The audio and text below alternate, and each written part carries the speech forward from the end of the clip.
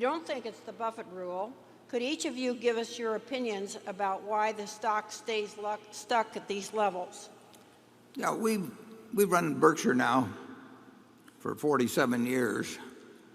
There have been several times, 4 or 5 times when we've thought it was significantly undervalued.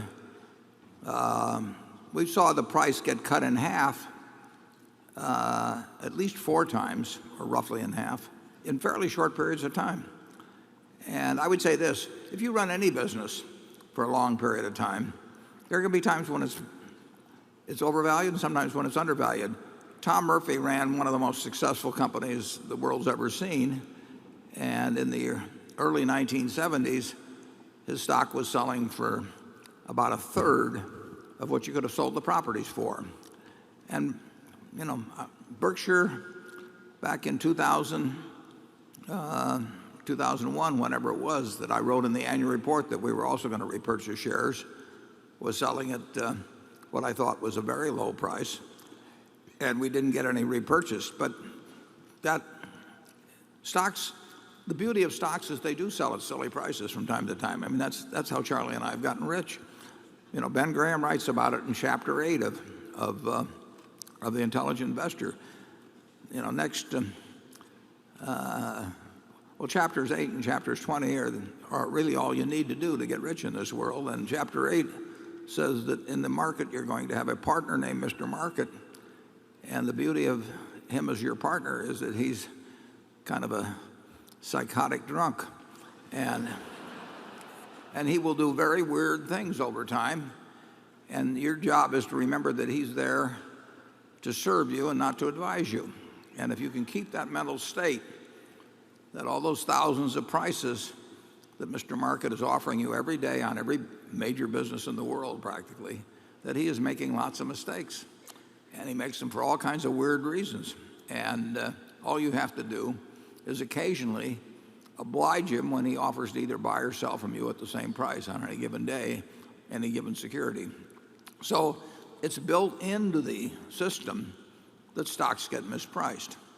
And Berkshire has been no exception to that. I think Berkshire, generally speaking, has come closer to selling around its intrinsic value over a 47-year period or so than most large companies. If you look at the range from our high to low in a given year and compare that to the range high and low on 100 other stocks, I think you'll find that our stock fluctuates somewhat less than most, which is a good sign. But I will tell you, in the next 20 years, Berkshire will someday be significantly overvalued and at some point significantly undervalued. And that will be true for Coca-Cola and Wells Fargo and IBM and all of the other securities that I just don't know in which order and at which times. But the important thing is that you make your decisions based on what you think the business is worth. And if you make your buy and sell decisions based on what you think a business is worth, and you stick with businesses that you think you've got good reason to think you can value, you simply have to do well in stocks. The stock market is the most obliging, money-making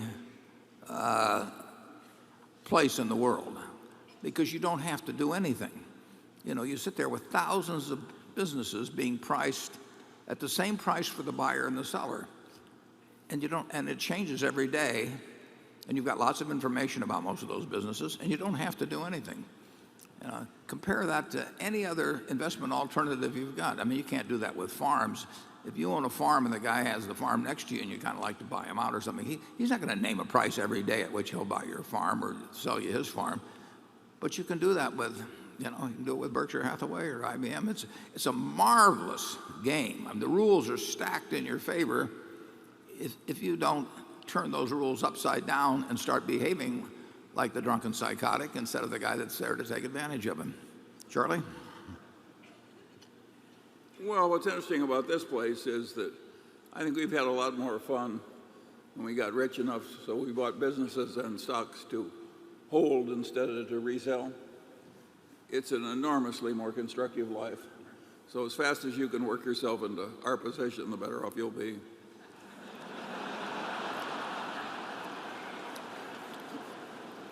And you should be very encouraged by the fact that he's only 88 and I'm only 81. Just think, it may take you a little while.